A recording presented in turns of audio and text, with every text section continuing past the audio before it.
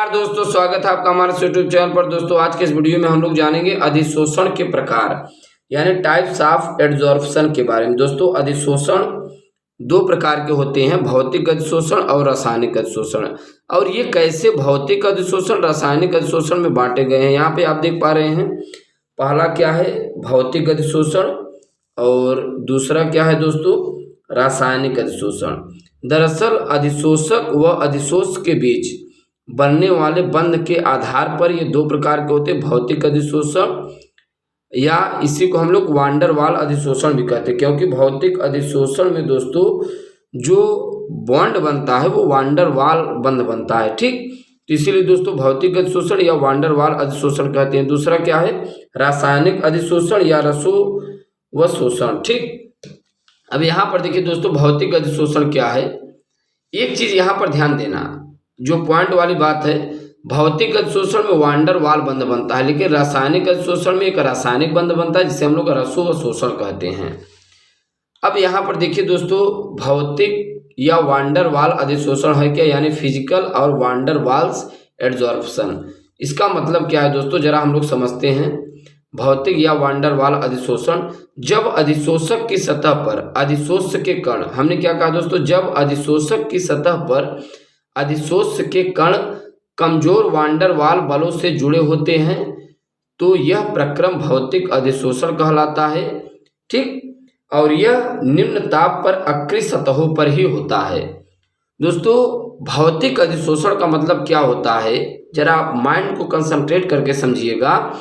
जब अधिशोषक की सतह पर अधिशोष के कण, दोस्तों जो पदार्थ, जैसे हम अगर चौक से बोर्ड पर लिखते हैं तो जो चाक के कण होते हैं दोस्तों बोर्ड की सतह पर बैठ जाते हैं, तभी तो लिखाई होगी, ठीक। तो वो दोस्तों जो चाक के कण बैठ रहे हैं उन्हें हम लोग क्या कहेंगे, अधिशोष कहेंगे, और बोर्ड को हम लोग क्या कहेंगे, अधिशोषक कहेंगे। ये बात आपको समझ में आ रही है।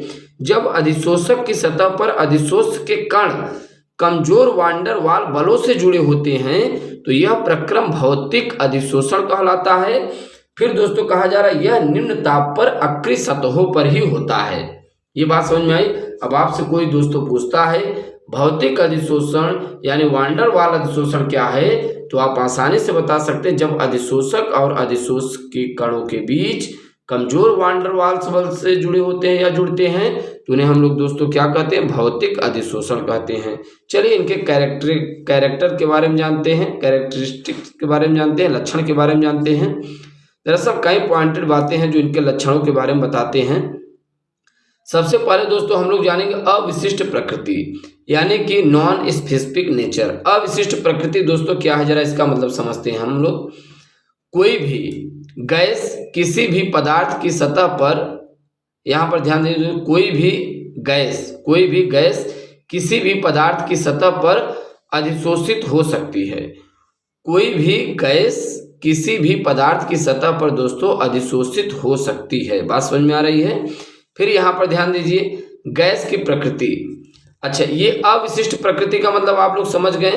कोई भी गैस किसी भी पदार्थ की सतह पर अधिशोषित हो सकती है, यही मतलब होता है दोस्तों अविशिष्ट प्रकृति। लेकिन रासायनिक में आप ऐसा नहीं देखेंगे। अब गैस की प्रकृति क्या है, नेचर ऑफ गैस, अधिक क्रांतिक ताप वाली गैस अधिक अधिशोषित होती है क्योंकि उनके अणुओं के बीच अधिक वांडर वाल बल कार्य करता है। बात समझ में आ रही। अधिक क्रांतिक ताप वाली जो गैस होती है दोस्तों अधिक अधिशोषित होती है क्योंकि उनके अणुओं के बीच अधिक वांडर वाल बल कार्य करता है। जैसे उदाहरण तौर पर SO2 है, NH3 है, HCl है, CO2 है आदि गैसें। फिर दोस्तों H2O2 N2 की अपेक्षा अधिक सरलता से अधिशोषित होती है, ठीक। तो ये हम लोग समझ पा रहे हैं भौतिक अधिशोषण के बारे में, गैस की प्रकृति के बारे में जान पाए। अब यहाँ पर ध्यान दीजिए दोस्तों, अधिशोषण एंथैल्पी यानी एडजॉर्प्शन एंथैल्पी का मतलब क्या होता है। इसका मतलब दोस्तों होता है दुर्बल वांडर वाल बंध बनने के कारण डेल्टा H का मान 20 से 40 किलो जूल पर मोल होता है। दोस्तों जो अधिशोषण की एंथैल्पी है, एडजॉर्प्शन एंथैल्पी है, ये दुर्बल वांडर वाल बंध बनने के कारण डेल्टा H का मान केवल 20 से 40 किलो जूल पर मोल ही होता है बस। क्योंकि दोस्तों दुर्बल वांडर वाल बल है ना, तभी तो ये 20 से 40 किलो जूल पर मोल होगा। फिर देखिए दोस्तों यहाँ पर क्या लिखता है, उत्क्रमणी प्रकृति यानी रिवर्सिबल नेचर। भौतिक अधिशोषण उत्क्रमणी होता है। भौतिक अधिशोषण दोस्तों उत्क्रमणी होता है, क्योंकि गैस ठोस की सतह पर अधिशोषित होंगे, फिर कभी गैस ठोस की सतह पर, तो दोनों की क्रिया में ऊष्मा क्या होगी, निकलती है। फिर देखिए दोस्तों क्या लिखता है, ताप का प्रभाव यानी इफेक्ट ऑफ टेम्परेचर। दरअसल भौतिक अधिशोषण एक ऊष्माक्षेपी प्रक्रम है, अतः लासा तेलिए के नियमानुसार भौतिक अधिशोषण का वेग एवं मात्रा घट जाती है। सही बात, लासा तेलिए कहते हैं कि जब ऊष्मा निकलेगी तो ऑटोमेटिक अधिशोषण की क्रिया, कोई भी प्रक्रिया कम हो जाती है। फिर देखिए दोस्तों यहाँ पे दाब का प्रभाव क्या लिखता है, इफेक्ट ऑफ प्रेशर। इसमें लिखता है दाब बढ़ने से गैसों का अधिशोषण अधिक मात्रा में होता है। दोस्तों अगर जितना प्रेशर बढ़ाएंगे उतना ही गैसों का अधिशोषण अधिक होगा।